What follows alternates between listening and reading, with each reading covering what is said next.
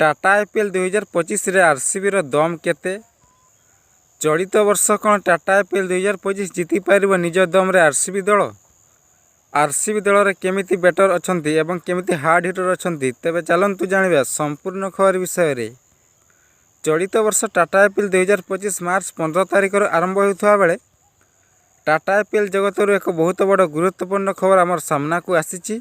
समस्त 10टी टीम रो खेलाड़ी मान को देखा गले सबुठे शक्तिशाली टीम होउछि आरसीबी।